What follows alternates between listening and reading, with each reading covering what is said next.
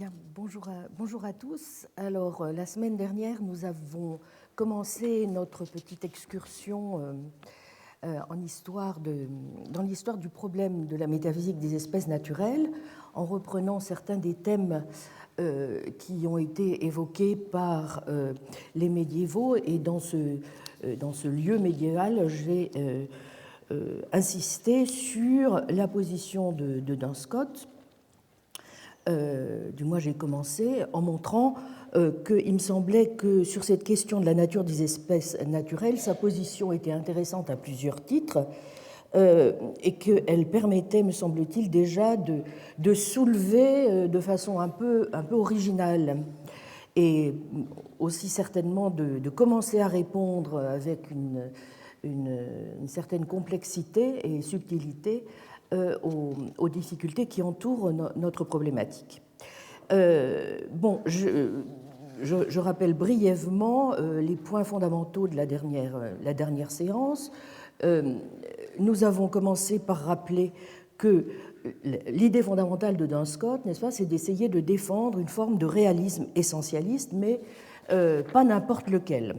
On pourrait dire que pour lui, il ne fait aucun doute que les regroupements que l'on peut observer dans la nature, qu'il s'agisse de substances, n'est-ce pas, qu'il s'agisse de plantes, d'animaux, d'êtres humains, mais aussi de propriétés accidentelles, les quantités, les qualités, eh bien, ces regroupements ne se font pas du tout en fonction de ce que nous opérerions un certain nombre de classifications de ces différents individus sous un même concept, mais bien parce que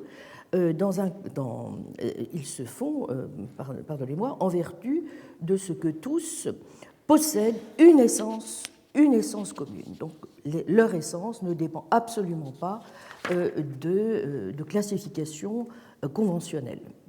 Donc la deuxième chose importante que j'ai souhaité mettre en évidence, c'est le fait que ce qui est pour nous intéressant de notre investigation, qui va nous conduire à une réflexion un peu plus contemporaine du problème, c'est que Duns Scott envisage aussi les questions sous le triple plan métaphysique, épistémologique et sémantique. Alors, j'ai d'abord dit pourquoi sa position était intéressante relativement aux positions traditionnelles dont on peut retrouver de façon naturellement très schématique une illustration chez Thomas d'Aquin ou chez Henri de Gand. Et particulièrement, chez Thomas d'Aquin, la position fondamentale s'articule autour de 4 idées importantes, n'est-ce pas? Il est possible de dire que les individus se divisent en espèces naturelles. Deuxièmement, que les individus qui relèvent de chaque espèce ont la même essence. Troisièmement, qu'on ne sait pas très bien non plus comment on caractérise ce que ces différentes choses ont en commun, que veut dire partager, avoir une même essence. Enfin, eh bien, le fondement métaphysique ultime de ces essences, ce sont les idées qui se trouvent dans l'esprit de Dieu. Quand nous parlerons de Leibniz tout à l'heure, nous verrons qu'il y a encore aussi quelque chose de ce type qui intervient, mais d'une façon naturellement assez différente. En tout cas, ce sont les idées dans l'esprit de Dieu qui fonctionnent comme des modèles des essences qui se trouvent dans le monde. Donc, au fond, dans le meilleur des cas, on n'est pas sûr que l'on a vraiment un accès à ces idées, et même le plus souvent, on nie que ce soit le cas. Mais au fond, ce n'est pas gênant, vous vous souvenez, parce que on peut tout à fait considérer que nous avons un accès cognitif ou non inférentiel, donc direct, aux essences des espèces naturelles.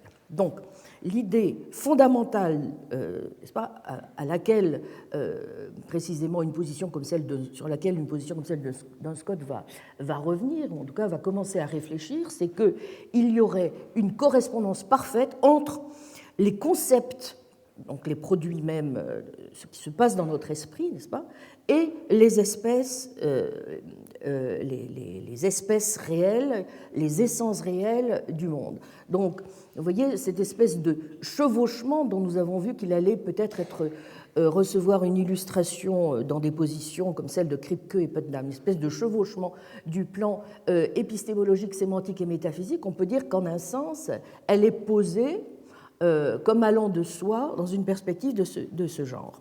Et donc c'est par un acte simple de cognition que nous saisissons l'essence de ces espèces. Bien. Alors, et la formule centrale est celle-ci: une chose est nommée telle qu'elle est comprise, n'est-ce pas? Res ut intellectae.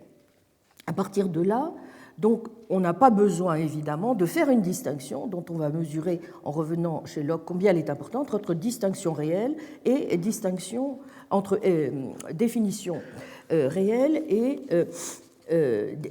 essence réelle et essence nominale, n'est-ce pas? Puisque l'essence réelle, c'est-à-dire ce qui concerne les constituants ultimes réels du monde, est dans une sorte de correspondance parfaite avec la signification des termes, donc l'essence nominale. Donc, c'est bien là qu'est l'élément clé, et peut-être que c'est un point sur lequel nous aurons encore à méditer tout à l'heure, c'est qu'il y aurait, vous voyez, une sorte de possibilité de saisie par un acte non inférentiel des essences, donc un acte simple, appréhension, même si cet acte est ensuite simplement le premier de deux autres, le premier qui se poursuivra par deux autres actes de notre intellect, composition des concepts complexes, ce qu'on a saisi dans un premier acte, puis dans un troisième acte, on raisonne à partir du contenu complexe à l'aide d'un raisonnement inférentiel. Bon. Évidemment, on avait montré pourquoi cette approche est en fait problématique et aboutit au paradoxe que ce qui nous parvient en réalité directement, ce sont plutôt les propriétés superficielles des espèces plutôt que leur essence. Donc, ce que nous saisissons directement, en dernière analyse, ce sont plutôt les accidents, pas les essences, puisque, au fond, on considère que la connaissance directe est une connaissance qui, de toute façon, ne peut venir en même temps que d'essence. Il est donc la seule manière, au fond, de résoudre la difficulté, c'est d'admettre, in fine, qu'il nous est impossible d'avoir une connaissance directe, en définitive, de cette essence, puisque, in fine, on est obligé, à un moment ou à un autre, quand même, de les décrire en faisant appel à des concepts non pas simples, mais complexes.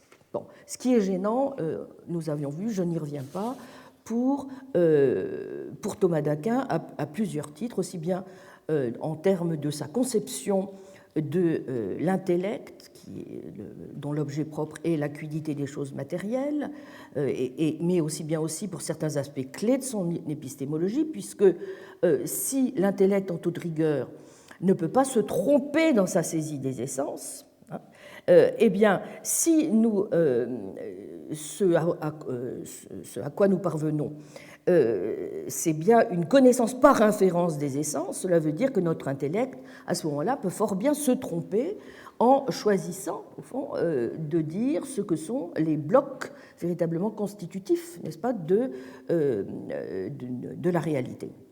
Bon, et puis, évidemment, que veulent dire ensuite, sur le plan sémantique, ces termes d'espèces naturelles, puisqu'on suppose que les mots signifient les choses telles qu'elles sont comprises par notre intellect. Donc, le résultat, c'est que nous sommes confrontés à une situation paradoxale.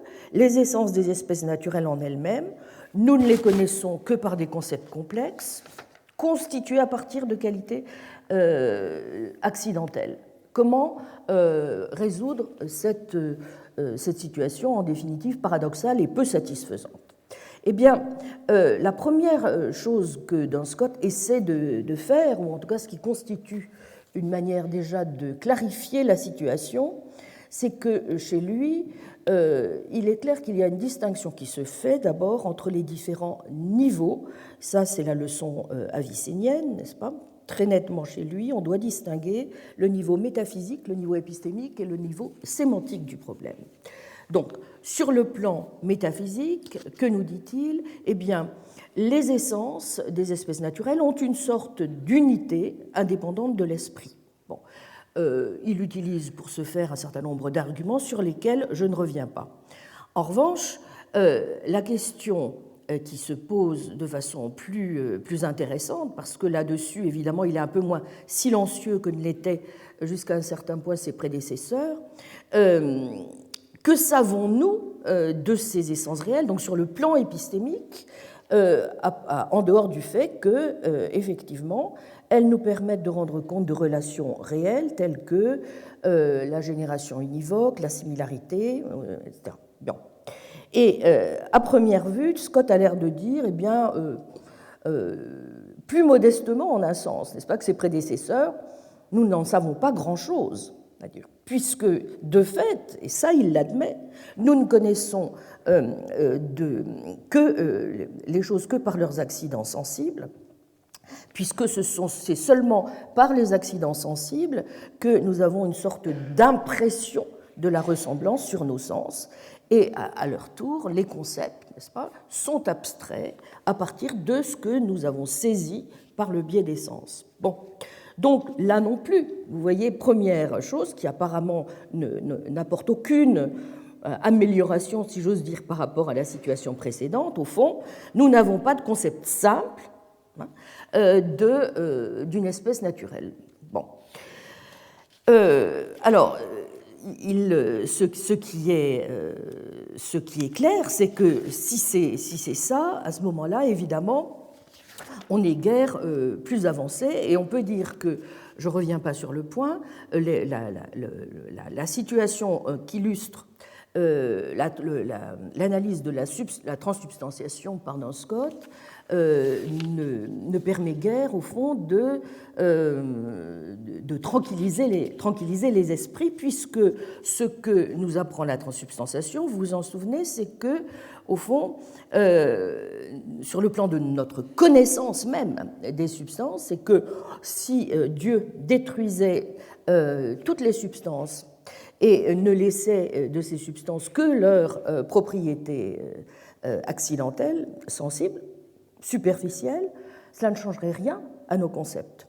Donc si, par exemple, Dieu décidait de détruire tous les chats et ne nous laissait qu'avec leurs propriétés sensibles, eh bien, on ne serait pas capable de dire que cela s'est produit.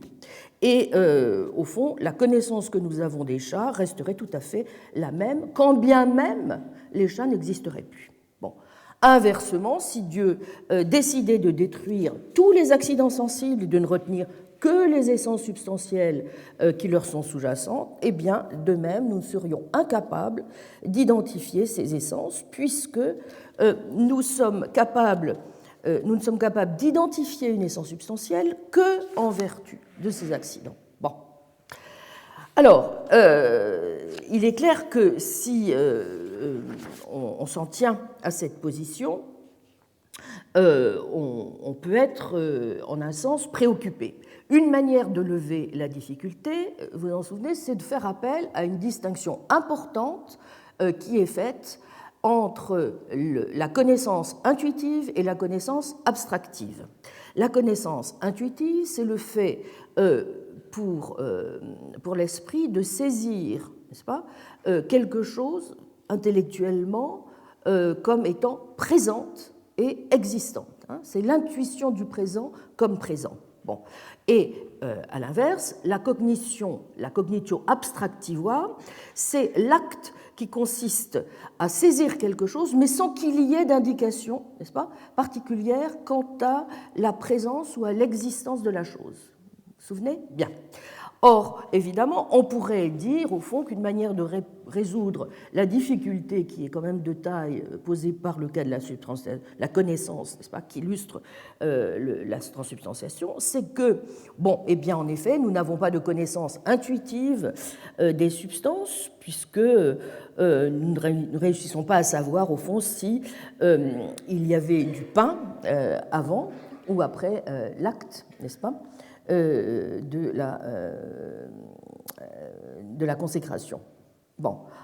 Mais on pourrait dire, au fond, oui, mais admettons que nous envisagions que ceci se passe sur le plan de la cognitio abstractiva. Autrement dit, on pourrait dire que on a en effet une connaissance de la substance pain et donc de façon plus générale de l'essence de l'espèce naturelle, même si cette connaissance n'est qu'abstractive et non pas intuitive. Bon. Donc, au fond, même si nous ne savons pas en toute rigueur si une certaine essence est présente, on dit si nous ne sommes pas dans une situation de cognitio intuitiva, eh bien nous pouvons quand même saisir ce qu'est l'essence en elle-même. Mais le problème, c'est que dans ce cas, n'est pas du tout prêt, n'est-ce pas, à accepter une position de ce genre en même temps. Il considère qu'il faut toujours que la cognitio abstractiva suppose à un moment donné la présence de l'objet à nos facultés cognitives. Et si en effet, tel n'était pas le cas, jamais, n'est-ce pas, l'objet n'aurait pu laisser son empreinte, sa marque, sa ressemblance, sa similitude dans notre intellect. Bon, et donc, cela veut dire que si j'ai dans mon esprit, n'est-ce pas, le concept d'un chat ou d'un chien, de tout ce que vous voudrez, il faut qu'à un moment donné, j'ai une sorte de contact direct, de connaissance directe, par à l'animal en question. Bon. Connaissance qui ne suppose pas du tout, évidemment, que nous nous trouvions dans une situation qui réglerait tous les problèmes, si j'ose dire, c'est-à-dire dans un cas où nous serions dans une sorte d'illumination divine. Donc il faut qu'il y ait eu à un moment donné une sorte d'accointance, n'est-ce pas, de notre esprit avec l'objet comme présence. C'est un réquisite nécessaire pour que la cognitio abstractiva elle-même puisse tout simplement commencer. Bon, alors qu'est-ce que ça veut dire? Quelque chose de très très important, et nous allons reprendre donc la réflexion à partir de là, c'est que vous et moi, nous pouvons avoir exactement la même pensée d'une certaine chose, même si vous et moi n'avons pas été en contact direct exactement, n'est-ce pas, avec cette chose. C'est-à-dire que vous n'avez pas, même si vous n'avez pas été en contact direct avec la chose, eh bien, on peut dire qu'elle pouvait être présente, simplement, vous, eh bien, vous n'avez jamais acquis cette connaissance abstractive. Tout ce que vous savez et tout ce que je sais de cette chose, nous le savons au fond par quoi? Bien, par une description générale, c'est-à-dire que nous savons que cette chose, eh bien, est quelque chose de sous-jacent à ces accidents sensibles, et que, à un moment ou à un autre, nous avons dû être en contact direct, nous avons dû avoir une certaine acquaintance avec cette chose. Mais ça, cette chose donc, que nous connaissons par description, par inférence, vous voyez, c'est pas quelque chose de direct. Donc, le point fondamental ici consiste à dire que quand bien même les deux personnes, entre deux personnes, l'une d'elles n'a pas été exposée directement à la chose, elle peut avoir exactement le même contenu mental que vous. Voyez, bon. Il peut y avoir donc quelque chose de commun.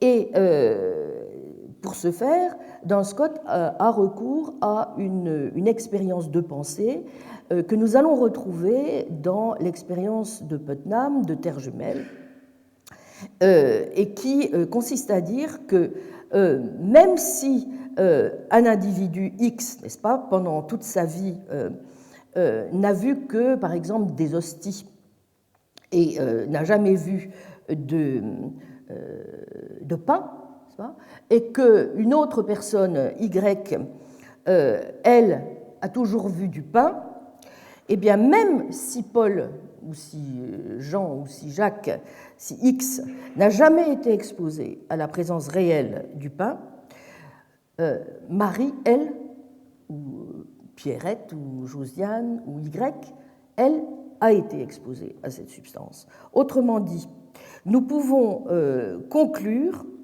que l'un comme l'autre, même si le premier n'a pas de connaissance abstractive et que le second a une connaissance abstractive, en réalité, tous deux savent ce qu'est le pain. Et Scott fait observer que même si l'expérience de X, n'est-ce pas, de cet acte de pensée, ce qu'il voit, est à tout point de vue exactement le même que l'acte de pensée qu'a Y, n'est-ce pas, qui en réalité voit non pas le pain mais l'hostie, eh bien, en réalité, cela renvoie exactement dans les deux cas au même contenu mental. Autrement dit, cela veut dire que dans les deux cas, aussi bien dans X et dans le cas de Y, ce qui permet d'identifier ce à quoi vous pensez, si vous voulez, ce n'est pas du tout ce qui permet d'individuer l'acte de votre pensée, ce n'est pas du tout l'état psychologique, par exemple, dans lequel vous vous trouveriez, et que, en un sens, il faut renoncer à dire que la pensée qu'a X sur ce qu'il voit et la pensée que peut avoir Y sur ce qu'il voit sont des pensées différentes. Ce sont exactement les mêmes pensées, même si cela, dans notre expérience, semble s'opposer. Donc, même si l'expérience interne, si l'état psychologique interne, si vous voulez, est éventuellement différent, cela ne nous empêche pas de dire que X et Y ont vu la même chose. Vous voyez ? Autrement dit, en termes contemporains, ça signifie que même si l'un et l'autre ne pensent pas véritablement l'essence réelle,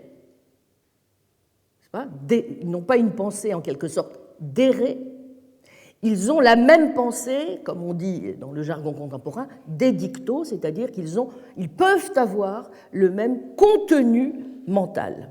Bon. Donc, cela veut dire que même si aucun des deux n'a en toute rigueur une connaissance de ce qu'est l'essence réelle, n'est-ce pas ? Eh bien, il y a un lien possible entre la pensée descriptive, en quelque sorte, et l'essence réelle, qui s'opère certes de façon contingente, mais qui permet néanmoins de dire que dans les deux cas, leurs pensées ont un contenu semblable. Si l'analyse de Duns Scott est correcte, et nous allons voir que nous retrouvons des arguments similaires dans la conception de Putnam, développée dans la signification de la signification, eh bien, cela veut dire que nous n'avons pas, en toute rigueur, de pensée d'errer sur les espèces naturelles. Nos pensées sur les espèces sont des pensées d'édicto. Vous voyez ? Bon, c'est-à-dire que ça n'empêche pas que nous puissions donc avoir le même contenu mental qu'une autre personne qui n'est pas forcément en contact expérientiel direct avec la chose. Vous voyez ? Autrement dit, ce n'est pas parce que nos pensées ne sont pas d'errer qu'elles ne peuvent pas être communes, que le contenu mental ne peut pas être commun. Vous voyez, mais ça suppose évidemment que nous établissions une distinction de niveau entre ce qui est penser à quelque chose d'erré et penser à quelque chose d'édicto. Donc je commence à introduire un petit peu une distinction qui sera très importante pour réfléchir à la dimension à la fois sémantique et épistémologique de la réflexion sur les espèces naturelles. Bon. Pourquoi disais-je très rapidement que cela évoque évidemment la réflexion de Putnam à propos de terres jumelles? C'est parce que dans le cas de terres jumelles, bon, la référence est classique maintenant, j'en ai parlé l'an passé, je ne vais pas détailler l'expérience, nous y reviendrons d'ailleurs un peu, même si nous procéderons à l'analyse d'autres types de textes, mais ce que l'expérience évidemment nous enseigne, c'est que si on considère que, par exemple, une première personne X a une sorte d'accointance avec l'eau sur terre jumelle, n'est-ce pas, et pense et que nous pensons à une autre personne, Y, comme quelqu'un qui, en fait, a une accointance avec une substance qui a toutes les mêmes propriétés phénoménologiques, du moins superficiellement, que l'eau, mais qui n'est pas de l'eau, eh bien, il n'empêche que, dans ce cas-là, n'est-ce pas, dirait Putnam, ils ne sont pas en train de penser à la même chose. Bon. Or, pourquoi est-ce que j'évoque ce point? Parce qu'en un sens, la circonstance à laquelle nous invite plutôt la réflexion de Duns Scott, c'est de dire, eh bien, à la différence de Putnam sur ce point, il y a la possibilité de considérer que X sur Terre jumelle ne pense pas en toute rigueur à l'eau, alors que Y sur Terre pense à l'eau. Si nous prenons les choses précisément au sens où il faudrait considérer que ce que dicte effectivement une pensée, c'est qu'elle renvoie à ce en quoi consiste son essence réelle, d'errer.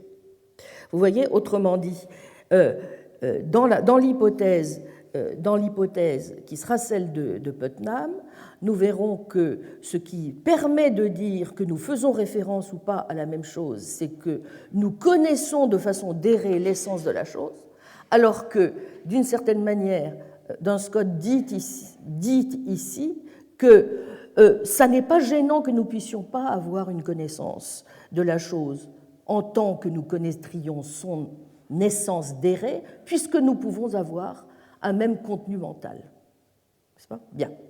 Alors, donc, je répète, l'idée centrale, c'est donc que les deux individus ont bien le même contenu mental, mais aucun d'eux n'a une connaissance de ce en quoi consiste, n'est-ce pas, l'essence de l'eau. Donc, leurs pensées sont des pensées des dictos. Alors, justement, on pourrait dire, mais alors, cela signifie que, contrairement à ce que vous disiez tout à l'heure, Duns Scott a plutôt une approche internaliste qu'externaliste des espèces naturelles, n'est-ce pas ? Et donc, qu'en réalité, alors qu'on pourrait penser qu'il développe plutôt une approche externaliste, il renverse ici complètement les choses, puisqu'il semble dire au fond que ce qui fixe, n'est-ce pas, le contenu de ce que nous pensons, c'est simplement ce qui se trouve au fond à l'intérieur de notre esprit. Vous voyez, c'est-à-dire quelque chose qui serait propre, n'est-ce pas, à notre réflexion mentale interne. Bon, eh bien, pas du tout en réalité. Parce que, sans doute, les deux individus en question ne sont pas en correspondance ou bien n'ont pas une sorte d'accès direct à leur expérience intérieure. Elles sont bien toutes deux en relation directe avec des accidents sensibles, la couleur du pain, le goût du pain, sa consistance, etc. Mais en réalité, Duns Scott, comme d'ailleurs tous ses contemporains, considère que d'être en présence des propriétés accidentelles de la chose, eh bien, simplement signifie que ces accidents sont bel et bien des constituants du monde réel. Et donc, nos pensées, même si elles portent simplement sur des accidents sensibles, n'est-ce pas, et ne portent donc pas sur les essences d'errer, ne portent pas moins sur des choses réelles du monde. Et la raison pour laquelle nos pensées peuvent être véritablement individuées, n'est-ce pas, peuvent recevoir un contenu individuel, c'est bien parce qu'elles portent sur certaines choses et pas sur d'autres. Donc, en ce sens, vous voyez qu'on peut considérer que, loin qu'il faille dire de Duns Scott qu'il est internaliste, Il est plutôt externaliste, au sens où il considère bien que le contenu mental, n'est-ce pas, porte bien sur des choses telles qu'elles sont. Voyez. Mais les choses telles qu'elles sont, ce ne sont pas, évidemment, les choses telles qu'elles nous seraient données par leur essence d'errer. Voilà. Vous y êtes, c'est-à-dire que donc il faut faire très attention parce qu'en un sens, on pourrait penser que l'approche est internaliste, vous y êtes, puisque les deux individus ont, au fond, la possibilité de dire qu'ils pensent à la même chose parce qu'ils ont un contenu mental identique, mais ce contenu mental, on assure d'une certaine manière sa réalité, si j'ose dire, parce qu'on considère que même si ce contenu renvoie à des propriétés accidentelles du monde, ce sont bien des propriétés qui nous livrent d'une certaine manière, qui nous permettent de distinguer une chose d'une autre. Donc ce ne sont pas du tout, bien que les pensées soient des dictos, n'est-ce pas, et non pas d'errer au sens où elles nous donneraient l'essence de la chose, elles constituent bel et bien une connaissance. D'où la réponse à la question que je posais au début, est-ce qu'il est possible d'avoir une connaissance des espèces naturelles sans connaître leur essence? À cette réponse, Dunscott répond oui. On n'a pas besoin de connaître, l'essence d'errer pour avoir une connaissance, n'est-ce pas, de ce qu'elle est. Elle renvoie bien à quelque chose qui est. Bon, alors, donc, cela veut dire que si on cherche, et Giorgio Pini, dans son analyse, a tout à fait raison de le faire remarquer, c'est vrai que si on essaie de comprendre la position de Dunscott relativement à des distinctions qui sont maintenant classiques en philosophie contemporaine de l'esprit, entre justement la question de savoir si vous êtes internaliste sur vos représentations mentales ou si vous êtes externaliste, c'est-à-dire si vous considérez, n'est-ce pas, que ce que vous connaissez est fixé par ce que sont les choses, n'est-ce pas, et que ces choses, causalement en un sens, expliquent que vous pensiez à elles, n'est-ce pas, et non pas parce que vous auriez tel ou tel état intérieur qui vous disposerait à envisager comme la représentation de ce qui est. Bon, Giorgio Pini insiste bien sur le fait qu'en réalité, cette distinction philosophique contemporaine que nous faisons entre l'internalisme et l'externalisme, finalement, ne prend son sens que quand? Eh bien, uniquement que lorsque nous avons considéré qu'il était possible d'envisager les qualités sensibles ou les propriétés accidentelles sensibles des choses, si vous voulez, dans leur relation du monde à l'esprit. C'est-à-dire lorsque véritablement nous avons conceptualisé une distinction entre ce qu'on appelle les propriétés secondes et les propriétés premières des choses. Or, cette distinction entre propriété ou qualité première et propriété seconde ou qualité seconde est une distinction qui, en vérité, ne se produit qu'au XVIIe siècle. Bon.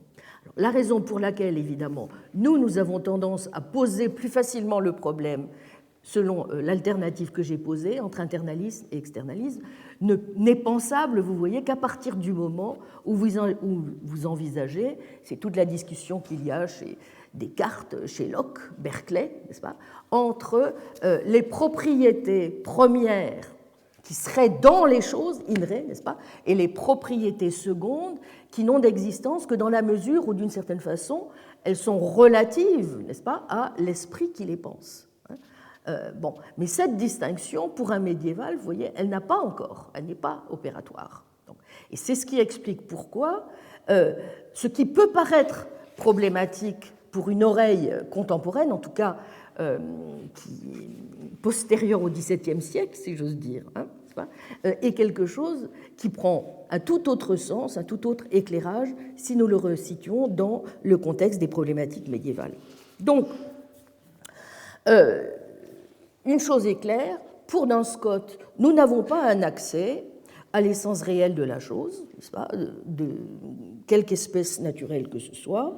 C'est quelque chose qui est hors de notre portée, et pourtant, nous savons bel et bien des choses sur ce que sont les espèces naturelles. On ne peut pas saisir leur essence par un acte simple de connaissance, mais on peut y parvenir par inférence, Et c'est par ce processus que nous pouvons parvenir d'une certaine façon à connaître les choses de façon relativement détaillée, comme le montre, vous reprendrez votre feuille, la longue citation que j'ai indiquée, la troisième citation, qui explique donc le processus inférentiel par lequel nous parvenons à cette essence. C'est un latin qui est relativement facile, je pense, à maîtriser. Bon, évidemment, j'ai donné le texte en latin. Bon. Donc, cela signifie en même temps que il est possible aussi d'expliquer pourquoi, lorsque nous percevons la même couleur, par exemple le blanc, quelquefois, évidemment, nous percevons cette couleur en association avec d'autres qualités. Et donc, quelquefois, nous percevons des choses blanches accompagnées d'autres qualités, parfois accompagnées de qualités différentes. Bon. Mais même si nous pouvons avoir, au fond, des perceptions différentes, cela ne nous empêche pas de dire que la blancheur se trouve aussi bien dans le premier ensemble de choses que dans la deuxième.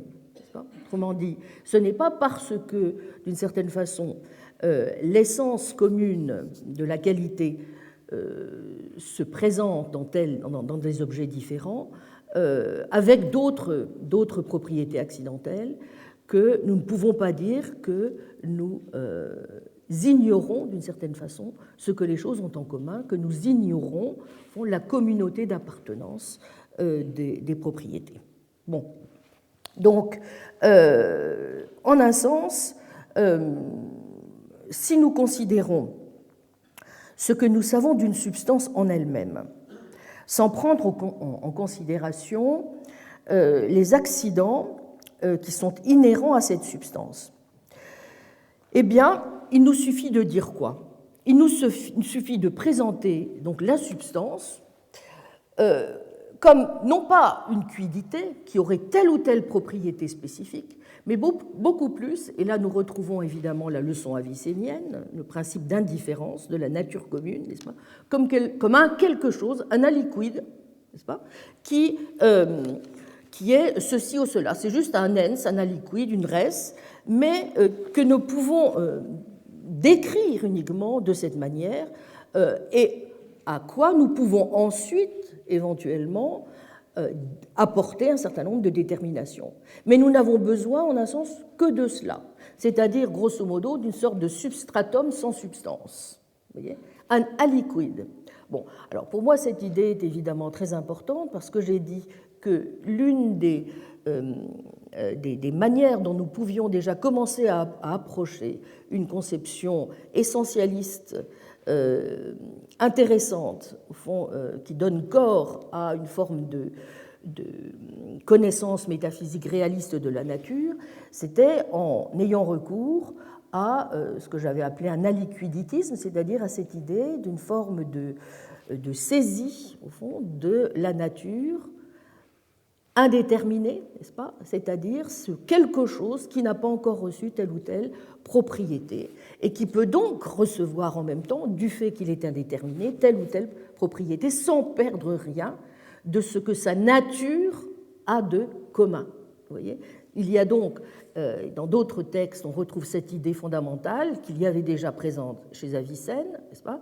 Il y a une forme d'indifférence de la nature commune à toutes ces déterminations épistémiques, ces déterminations physiques, etc.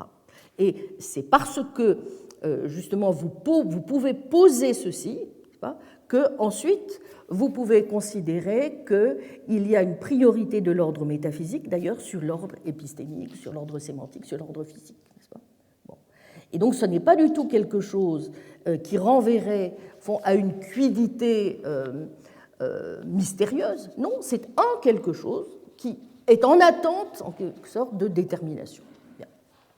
Et donc, c'est ce qu'on appelle grosso modo ensuite Je vais évidemment très vite sur ce point, mais cela relève aussi de toute l'analyse que fait Duns Scott sur les concepts transcendantaux, n'est-ce pas? Bon.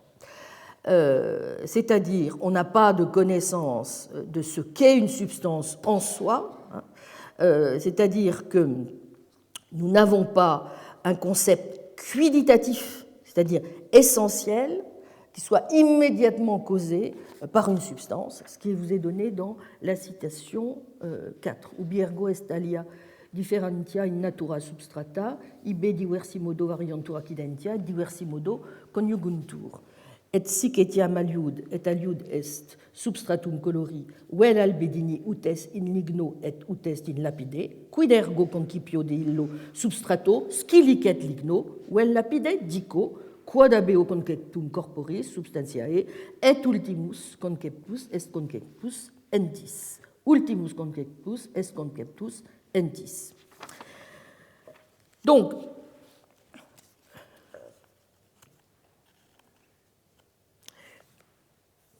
cela signifie que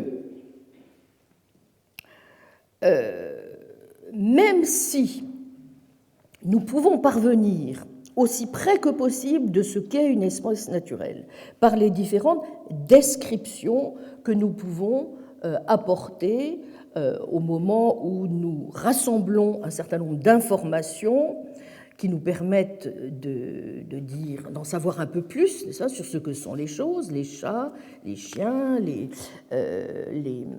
plantes, etc.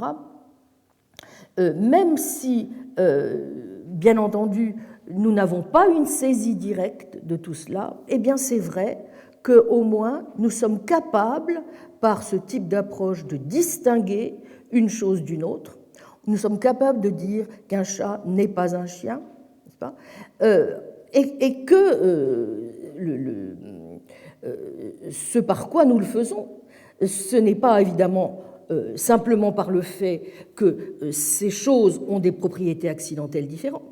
C'est simplement aussi par le fait que ce que capture à un moment donné notre concept d'espèce naturelle, c'est bien un quelque chose, le concept d'être, entendu comme une nature commune, un quelque chose, sans autre espèce de prédication.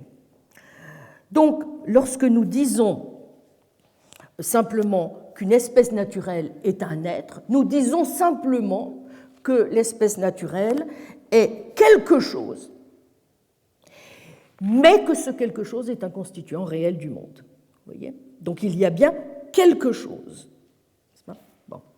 Et ensuite, nous apporterons par les différentes descriptions et qualifications du concept, par toutes les propriétés accidentelles, eh bien, nous apporterons au fond tous les renseignements dont nous avons besoin pour caractériser l'essence.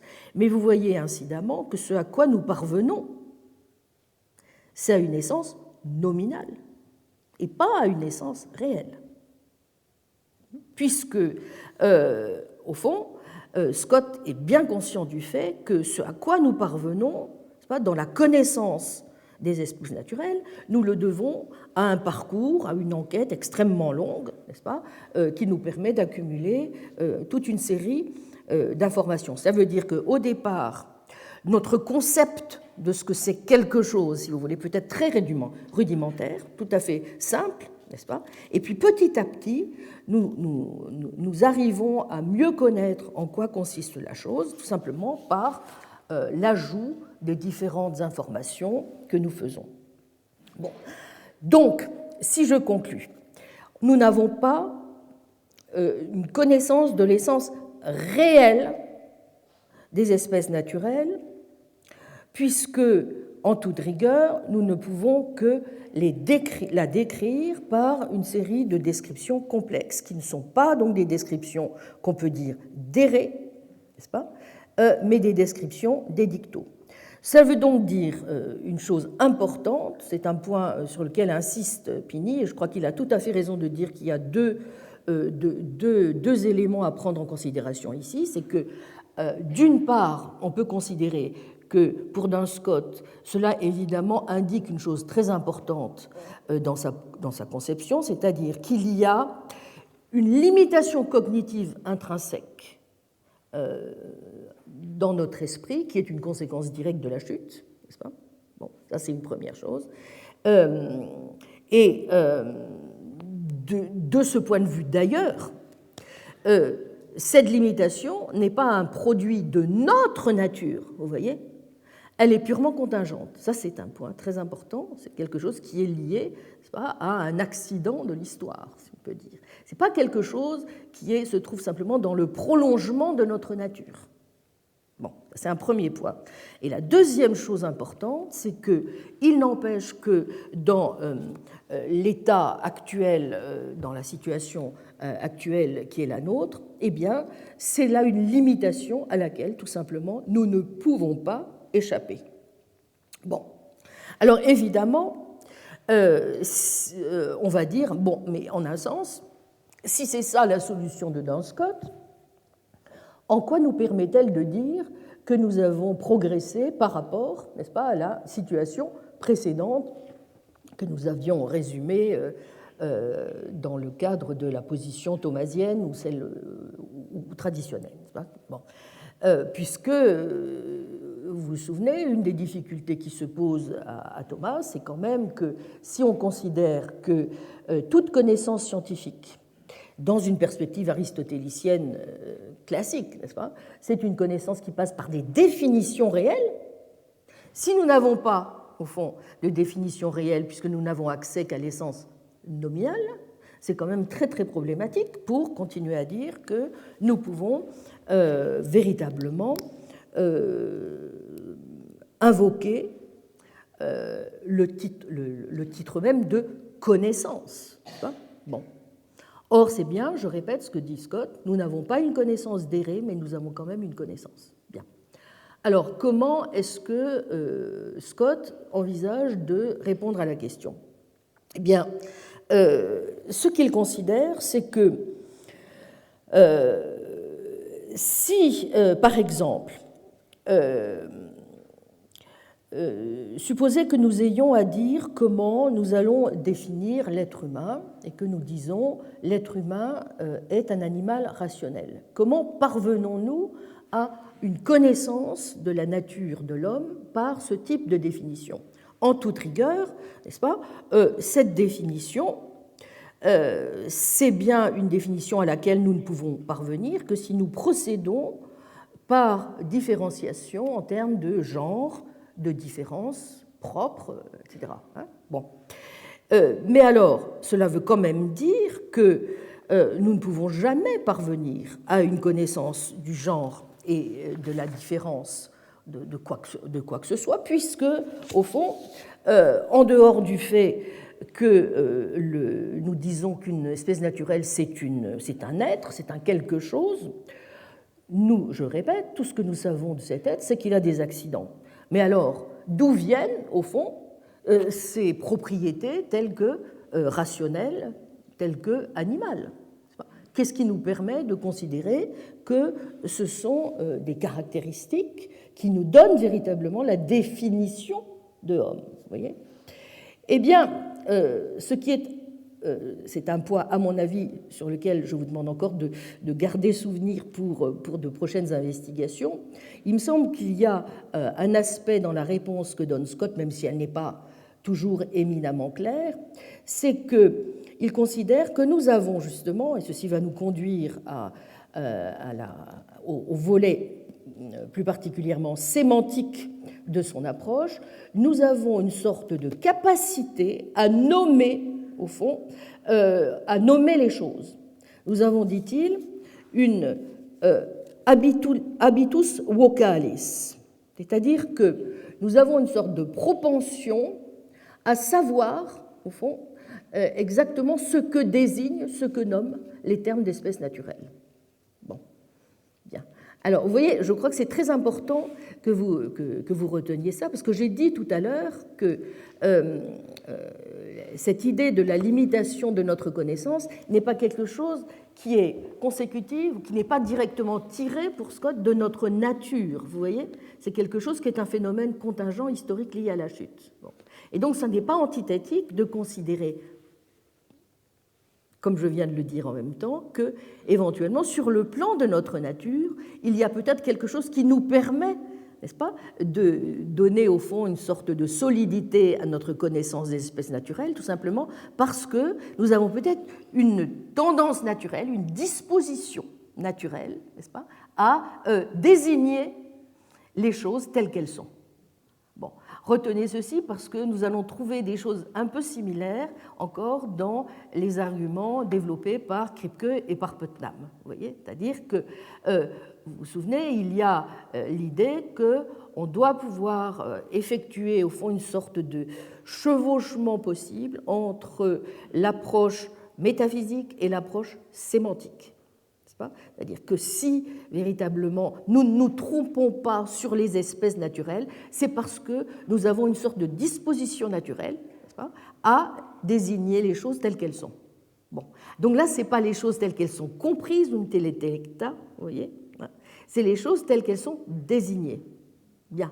Mais je reconnais bien volontiers que Duns Scott n'a pas sur ce point une position complètement claire, même si elle est à rattacher, mais c'est un point que je ne peux pas discuter dans cette séance ici, elle est à rattacher certainement aussi à toutes les analyses qu'il mène par ailleurs dans le domaine de sa théorie de la signification, de l'intentionnalité, n'est-ce pas, et de toutes les questions qui tiennent à ce qu'on peut appeler, mais je ne peux pas rentrer dans la question, son réalisme propositionnel.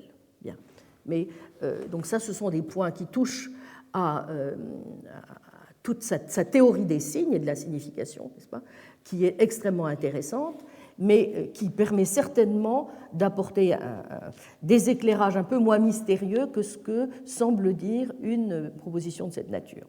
Mais, bon, en tout cas, quelques mots tout de même sur l'approche, sur les éléments sémantiques de l'approche, puisque j'ai dit que c'était quand même un élément intéressant dans l'approche scottiste, qui était de conjuguer à la fois des éléments métaphysiques de réponse, des éléments épistémologiques, nous venons d'en parler.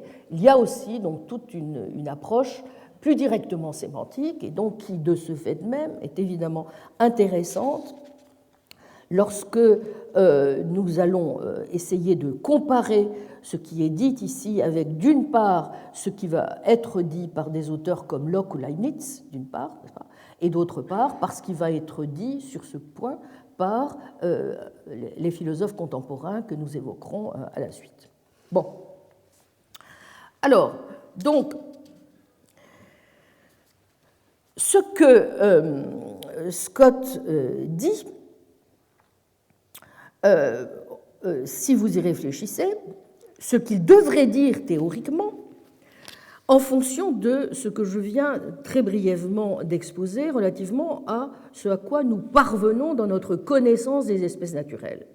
C'est au fond que ce à quoi nous parvenons, ce sont à des définitions nominales, et non pas à des définitions réelles. Bon. Donc, en toute rigueur, c'est vrai qu'on pourrait penser ici encore que sa position risque fort de s'approcher de la position que va décliner abondamment John Locke. Nous n'avons pas la définition réelle des choses, nous n'avons que la définition nominale des choses. Bien. Or, en réalité, c'est pas justement, c'est pas ce à quoi Duns Scott s'achemine. J'ai parlé de son réalisme propositionnel. Bon, très brièvement, sa conception consiste à dire que si les termes d'espèces naturelles signifient bien les essences réelles, même si nous n'avons pas une connaissance distincte de ce que sont les essences réelles en elles-mêmes. Autrement dit, vous voyez, il décale l'idée selon laquelle, il ne met pas sur le même plan le fait que nous ayons une connaissance uniquement par description et le fait que nous ne puissions avoir qu'une forme de définition sur le plan sémantique nominale des choses. Non, non, non, non. Nos termes renvoient bel et bien aux choses telles qu'elles sont réellement. N'est-ce pas ? et pas simplement à des noms. Bien. Alors, bref, les termes ne renvoient pas du tout aux espèces naturelles telles que celles-ci se trouvent être décrites par nos concepts, et non pas à ce qu'elles seraient en elles-mêmes. Elles renvoient bien à ce que les choses sont en elles-mêmes, et pas seulement donc à leur description. Donc Scott, ici, considère justement la position dont nous avions vu qu'elle était celle de Thomas d'Aquin et de Henri de Gand, à savoir qu'une certaine chose est nommée telle qu'elle est comprise. Eh bien, en vérité, Scott rejette la conséquence qu'on pourrait être tenté de tirer, n'est-ce pas, du fait que nous n'avons qu'une connaissance par description de ces choses, à savoir que nous ne pourrions dire à ce moment-là qu'une chose, à savoir que, eh bien, si les choses sont nommées telles qu'elles sont comprises, non, elles ne sont pas nommées telles qu'elles sont comprises, elles sont nommées telles qu'elles sont en elles-mêmes, et non pas seulement telles qu'elles sont comprises. Autrement dit, il y a une adéquation, si vous voulez, entre la référence des choses et ce qu'elles sont, et non pas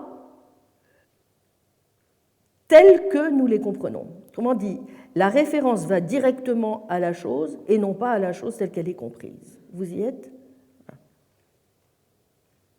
Bien. On n'est pas obligé de passer par le biais qu'on avait chez Thomas et chez Henri de Gand, n'est-ce pas, à savoir que nous accédons simplement à la chose telle qu'elle est comprise. Non, même si en un sens nous ne connaissons pas l'essence de l'espèce naturelle, n'est-ce pas, cela ne nous empêche pas, quand nous y faisons référence, n'est-ce pas, de renvoyer à la chose telle qu'elle est. Vous voyez, donc on n'a pas du tout besoin de faire le passage. Et là encore, vous voyez, ça confirme ce que je disais tout à l'heure sur la difficulté de dire qu'il aurait une position sur ce plan qui serait internaliste.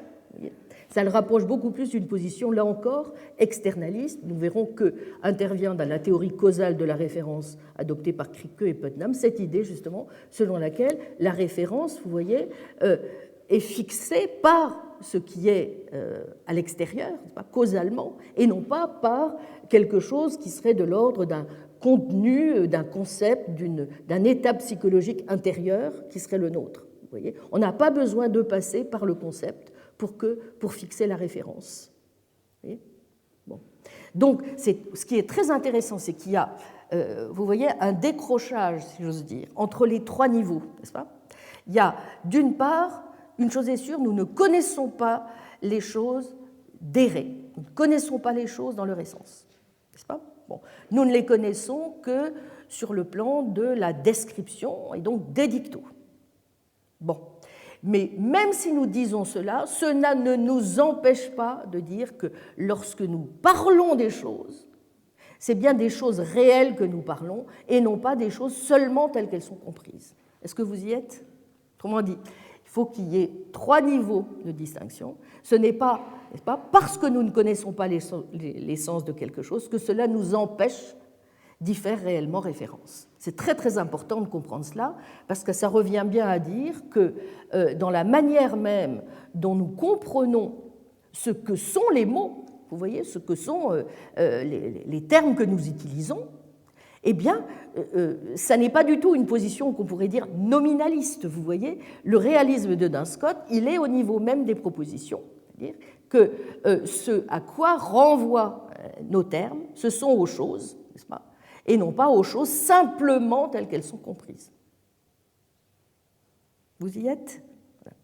Alors là, il y a une idée d'extrêmement intéressante, parce que justement, on verra que si vous y réfléchissez, dans l'histoire de la philosophie, le plus souvent, lorsque on a évoqué des théories qui faisaient appel à une forme de médiation par les signes, ces théories étaient dans l'ensemble des théories nominalistes. Prenons justement le cas de Locke, prenons le cas de Berkeley. Ce sont des conceptions des signes et du langage qui sont parfaitement nominalistes, n'est-ce pas? Nous renvoyons uniquement par des noms aux choses. Et nous avons, et ce renvoi, cette médiation est absolument incontournable, n'est-ce pas? Bon.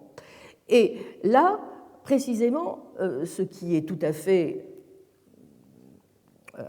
intéressant, c'est que le renvoi aux choses peut se faire par le biais de nos termes, de façon tout à fait réaliste, n'est-ce pas, sans que nous ayons pour autant accès à l'essence de la chose. Bon. Donc il y a là une manière d'imposer, si j'ose dire, une forme de réalisme essentialiste tout à fait intéressante, je crois, et qui, je pense, est une manière de contourner un certain nombre de difficultés dans notre connaissance des espèces naturelles, aussi bien sur le plan métaphysique que sur le plan épistémique et sémantique. Bien.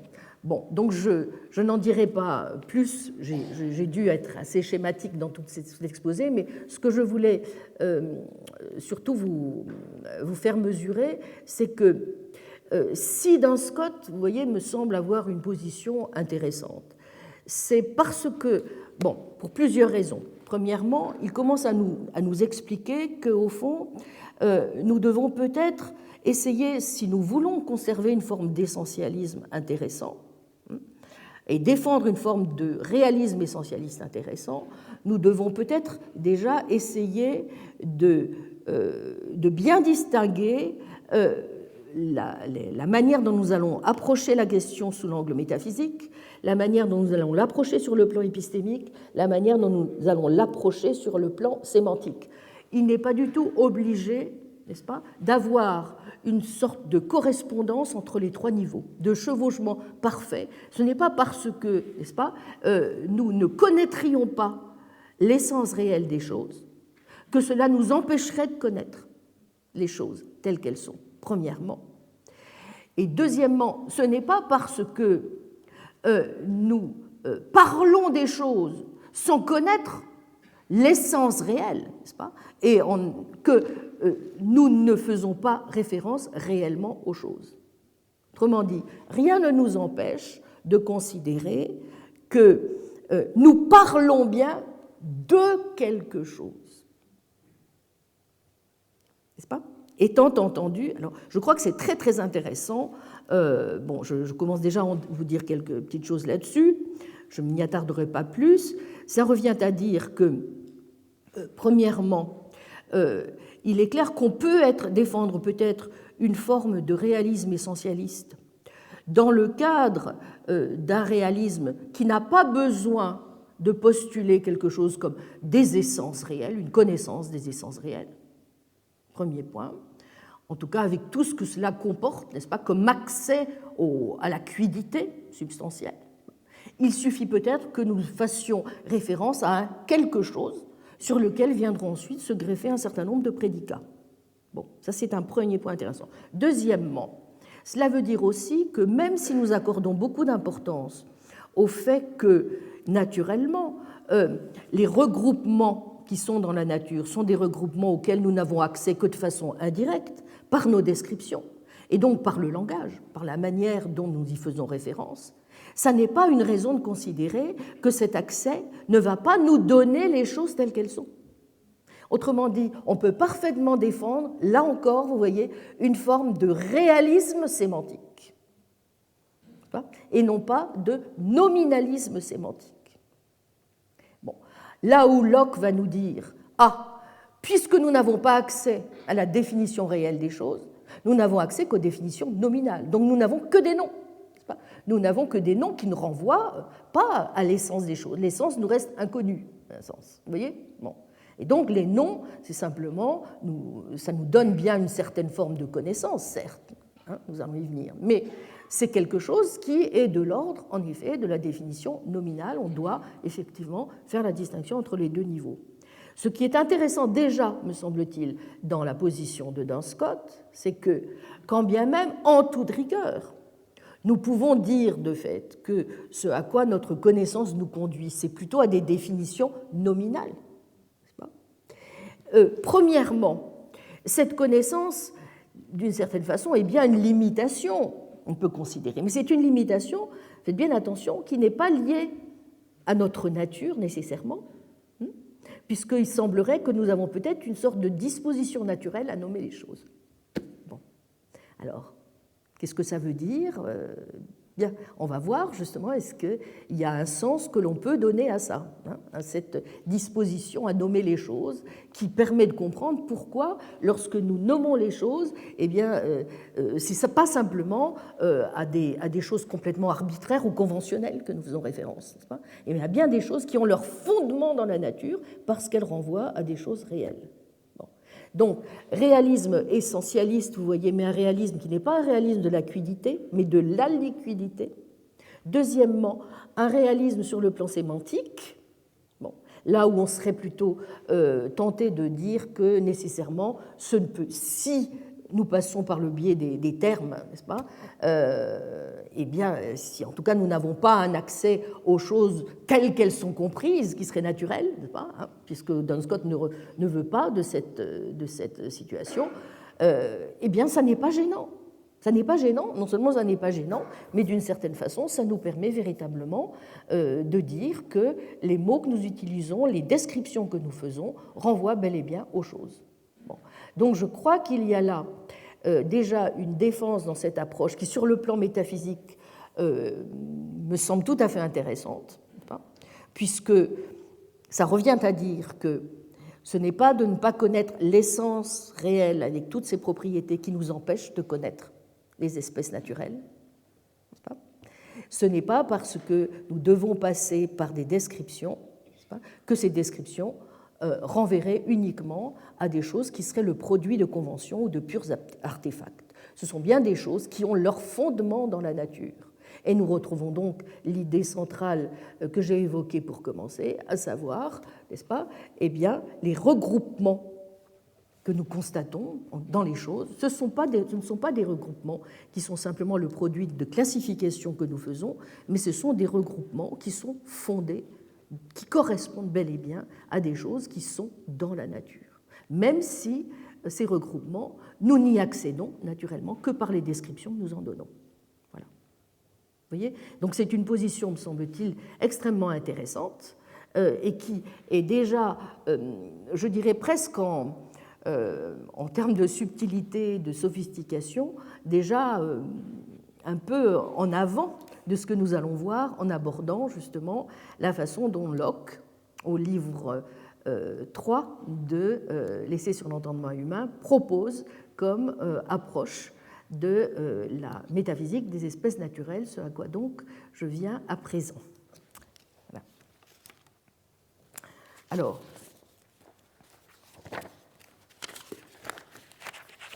je pense qu'il faudra que j'aborde, dans la séance prochaine, je consacre un peu plus de temps à... je pense que nous continuerons à parler de Locke et de Leibniz la fois prochaine, donc on décalera d'une séance l'analyse de Kripke, parce que je pense que je n'aurai pas le temps, dans le temps qui me reste, de dire tout ce que j'ai à vous dire sur ce point, vous vous en doutez, mais on peut déjà commencer l'examen, et je vous demanderai donc de relire avec attention pour la prochaine séance, qui n'est pas la semaine prochaine, je le précise, puisque je serai aux États-Unis, en fait, la semaine prochaine, donc le 27, n'est-ce pas ? Nous reprendrons donc l'examen des relations entre Locke et Leibniz, que je vais donc commencer à introduire. Vous lirez donc le livre 3, aussi bien donc dans la version de John Locke, de l'essai, et ensuite, essentiellement, donc les réponses leibniziennes telles que vous les trouvez dans les nouveaux essais, donc 3. Donc c'est pour ça que je n'ai pas fait de feuille d'accompagnement aujourd'hui pour la séance sur Locke et Leibniz, parce qu'il me semble que ce sont des textes dont je vais parler qui sont relativement bien connus, donc je vais simplement reprendre les analyses classiques en vous demandant de faire l'effort simplement de retrouver vos ouvrages de Locke et de Leibniz, que vous devez tous avoir dans votre dans votre bibliothèque, du moins, je le présume.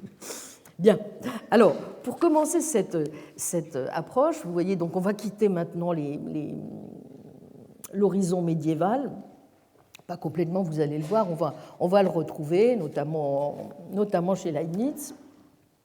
Mais je voudrais évidemment introduire à la discussion donc, dans l'époque moderne et de la confrontation entre Locke et Leibniz, qui est un classique, mais dont on ne peut pas faire l'économie, n'est-ce pas, en soulignant tout de même que de même que j'avais expliqué pourquoi je m'étais un petit peu arrêté au moment médiéval, parce que je crois notamment dans le cas de l'approche scotiste, elle offre tout un éventail de nuances sur les différents aspects que nous devons régler sur le triple plan métaphysique, épistémique et sémantique. Eh bien, je dirais que ce qui est aussi intéressant, évidemment, dans l'approche moderne telle qu'on la trouve, en particulier chez Locke et chez Leibniz, c'est que nous allons retrouver de façon que seuls les ignorants de l'histoire de la philosophie peuvent trouver étonnante, nous allons retrouver des analyses qui résonnent vraiment de façon aiguë à l'oreille de philosophes contemporains qui abordent un certain nombre des difficultés liées aujourd'hui à la métaphysique des espèces naturelles. J'ai fait d'ailleurs l'expérience d'un certain nombre de ces philosophes qui, en fait, étaient partis bride abattue sur les textes contemporains sans faire le petit détour par l'histoire, même moderne, et quand ils ont ouvert les nouveaux essais, se sont rendus compte, mais au fond, tiens, mais on dirait que c'est recopié. Bon, oui, non, c'est pas, je dirais que c'est pas recopié, si seulement c'était recopié. Bon, donc autant vous dire qu'il y a énormément d'éléments dans les analyses aussi bien lockéennes que leibniziennes, et dites en plus avec le plus souvent, si vous vous souvenez des textes, beaucoup de drôlerie et d'ironie en fonction des exemples qui sont choisis, que certainement les analystes contemporaines ou les analystes contemporains auraient tout intérêt à se plonger de façon très, très intense dans ces textes. Bon. Alors,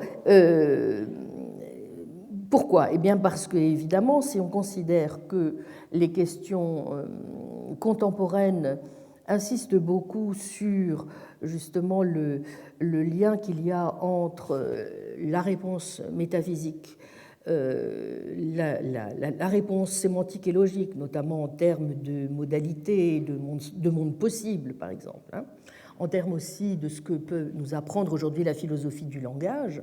Le chapitre 3 de l'essai sur l'entendement humain, en particulier de Locke, apporte déjà toute une série d'éléments tout à fait passionnants sur lesquels nous allons donc essayer de commencer à porter l'examen. Bon, en fait,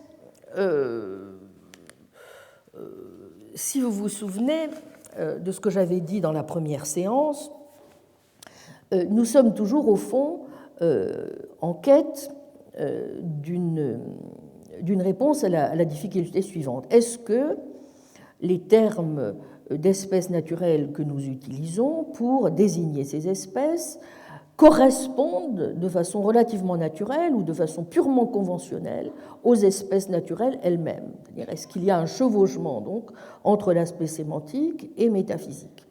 Et je vous avais dit en introduction que la réponse que vont donner des auteurs comme Kripke et Putnam, même de façon différenciée, c'est une réponse qui est positive. Oui, il est possible de le faire. Alors, j'ai vu en parlant de Duns Scott que dans certains cas, y compris au Moyen-Âge, on pouvait déjà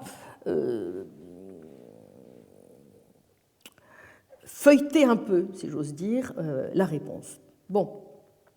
Alors, ce qui est intéressant dans le cas qui nous occupe à l'époque moderne, c'est que si on reprend les choses dans leur, là encore, un petit peu dans leur chronologie extrêmement schématique, vous vous en doutez, ce qu'il est tout à fait important de noter, si on veut comprendre le sens de l'analyse qui est menée chez des auteurs comme Locke, puis Hume du reste, et aussi chez Leibniz, c'est que, au fond, la discussion qui se fait sur ce que c'est qu'une espèce naturelle, sur la possibilité que nous avons de connaître les espèces naturelles en fonction de ce que nous connaîtrions leur essence, est une question qui ne porte plus tout à fait sur le même type de difficulté que celle que nous venons d'évoquer au Moyen-Âge. La difficulté essentielle ici se pose de façon, je crois, assez claire ou la discussion, si vous voulez, se pose dans les termes est-ce que nous pouvons considérer, premièrement, que Aristote avait une conception de l'essence correcte. La remise en question de l'essentialisme aristotélicien, dans le courant empiriste notamment, est évidemment un élément très très important dans la manière dont l'approche de la question va se faire. Et le deuxième élément qu'il faut prendre en considération pour resituer un petit peu la problématique à l'époque, c'est au fond la question qui se pose, c'est est-ce que, à supposer que nous débarrassions l'essentialisme aristotélicien de ses connotations perverses avec le rationalisme, est-ce que nous réussissons à lui donner, au fond, un accoutrement qui pourrait être correct ? Or, pourquoi est-ce que je dis ça ? Parce que si vous reprenez les choses, il est clair que la discussion qu'il y a chez Locke, c'est une discussion qui se fait dans le cadre de l'empirisme, et d'un empirisme qui va s'opposer à une perspective qu'on pourrait dire grosso modo rationalisme de type cartésien. Je m'explique. Si vous reprenez l'analyse célèbre du morceau de cire dans la deuxième méditation, que nous dit Descartes ? Descartes nous dit que c'est l'intellect, et non pas l'essence, et non pas l'imagination, qui saisit ce qu'est la cire. Vous vous souvenez, que reste-t-il de la cire lorsque nous avons ôté à celle-ci tout ce qui ne lui appartient pas ? En d'autres termes, l'essence de la cire, étendue, flexible, etc., est saisie par l'intellect sans aide aucune des sens. Oui, sans aide aucune des sens. Bon. Donc, c'est ce qui permet en même temps de dire que la connaissance, au fond, de la cire est une forme de connaissance qu'on pourrait dire a priori, au sens où aucune espèce d'expérience sensible ne pourrait me donner l'idée claire et distincte que j'en ai. L'expérience que j'en aurais pourrait être une expérience qui serait erronée si je peux me tromper sur l'existence de la cire. Bon. Mais je ne peux pas me tromper sur sa nature essentielle. C'est ça l'idée. Vous voyez ? Bon. Or, que va dire le courant empiriste relativement à cette approche du problème, vous voyez ? Et ça vaut d'ailleurs, j'enveloppe ici dans la même stratégie, John Locke et David Hume. Bon. La première chose que va dire, commençons par Locke, si vous voulez. La première chose que va faire Locke, c'est de dire, cette notion aristotélicienne de l'essence, il n'est pas sûr que nous puissions dire que nous en avons une connaissance véritablement a priori. Bon, grosso modo, donc si je reprends les choses, la connaissance que nous pouvons avoir des substances est quelque chose qui se mène de manière purement a posteriori. Bon, j'insiste sur ce point parce que nous allons voir que... Bon, je n'anticipe pas. Donc ça, c'est le premier point. Deuxième élément, dans l'analyse lockéenne, Locke va aussi rejeter complètement l'ontologie des universaux qui se trouve au cœur de la position aristotélicienne sur l'essence. Pourquoi? Eh bien parce que le général et l'universel, considère Locke, n'appartiennent pas aux existences réelles des particuliers. Bon. Or, toutes les choses qui existent ne sont que des particuliers. Donc, Locke considère que les aristotéliciens, n'est-ce pas, ont commis l'erreur de penser que, au fond, il suffisait d'avoir une théorie de l'essence. Nous avions à ce moment-là des distinctions bona fide, au fond, dans la nature, mais ce faisant, considère Locke, qu'ils ont confondu des distinctions qui sont simplement des distinctions conceptuelles, des distinctions que nous faisons dans notre pensée, pour des distinctions réelles. Ils ont pris des abstractions pour des réalités. Vous voyez, ça c'est le cœur du reproche que fait évidemment Locke dans le cadre de son approche à l'essentialisme aristotélicien.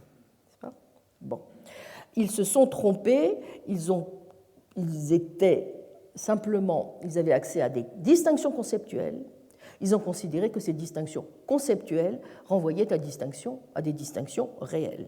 Il va y avoir là, de nouveau, mais pas, vous voyez, de la même manière que chez Duns Scott, un décrochage, si j'ose dire, entre ce qui relève de ce que nous comprenons et ce qui relève de ce que sont réellement les choses. Bon. Et donc, la troisième idée force que nous allons trouver dans l'approche de Locke, c'est celle-ci. Et là encore, c'est une stratégie, vous voyez, de bon empiriste, au fond. Nous constatons bien, dans la nature, qu'il y a des ressemblances entre les différentes choses particulières, discrètes, qui sont autour de nous. Bon, donc, il y a bel et bien des ressemblances. Mais, c'est uniquement par abstraction que nous formulons, d'une certaine façon, le concept d'espèce naturelle.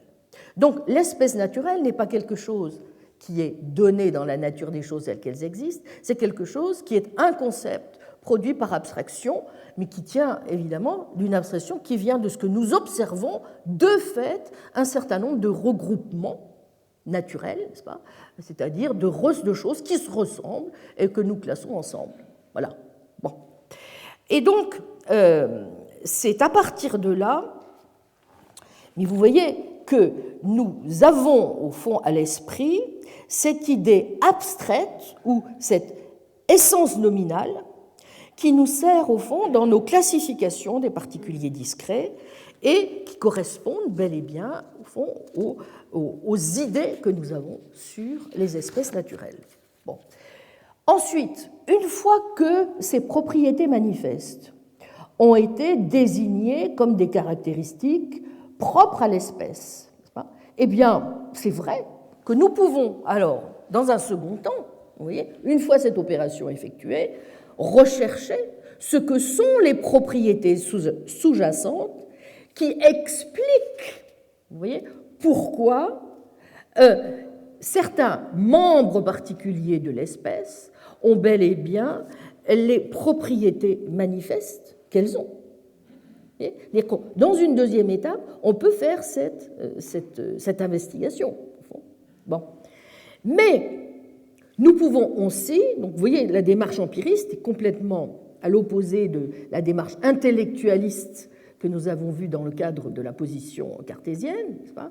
Nous pouvons ensuite voir que ces caractéristiques, au fond, varient selon les membres de telle ou telle espèce, tout comme, c'est l'exemple que prend Locke, les montres, vous vous souvenez de l'exemple classique qu'il prend, tout comme les montres varient énormément dans les mécanismes en vertu desquels elles donnent l'heure et sont donc considérées comme des montres. On pourrait dire de même que, d'ailleurs, c'est ce qui se passe lorsque nous avons affaire, dit Locke, à des échantillons d'or ou des échantillons d'eau. Bon. Bon, maintenant, donc on peut toujours se lancer dans cette recherche de ce que serait la nature sous-jacente de ces propriétés que nous observons, n'est-ce pas, et dont nous voyons bien qu'elles ont quelques ressemblances les unes avec les autres, mais qui ne sont que le produit d'abstraction. Bon. Bon, mais il y a un point très important dans l'analyse de Locke, donc je résume pour le moment les points importants de son argumentation.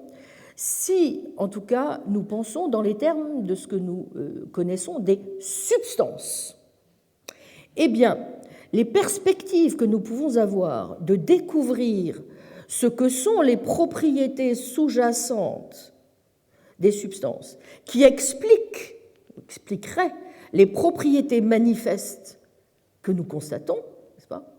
Ces perspectives, en réalité, restent infiniment minces. Bon, il ne dit pas qu'elles sont impossibles, il dit qu'elles sont très très peu probables. Bon. Alors, et quand bien même, ça c'est un point sur lequel insiste Helen Beebe dans son analyse de Locke dans l'introduction au volume que j'avais évoqué la semaine passée, The Semantics and Metaphysics of Natural Kinds. Helen Beebe fait cette remarque tout à fait judicieuse, je trouve, c'est que quand bien même, au fond, nous réussirions, vous voyez, à parvenir à l'essence réelle, dans la mesure où Locke considère que l'essence réelle n'est là que pour expliquer, d'une certaine façon, l'essence nominale, parce qu'elle est au fondement de celle-ci, ce qu'il est donc prêt à reconnaître. Bon. Dans la mesure où l'essence nominale, et comme il le dit, c'est la formule qui est répétée à satiété, n'est-ce pas, l'ouvrage de notre entendement, eh bien, l'essence réelle, c'est ça qu'il faut bien comprendre, quand bien même nous arriverions à la connaître, serait aussi quelque chose de conventionnel. Vous voyez ?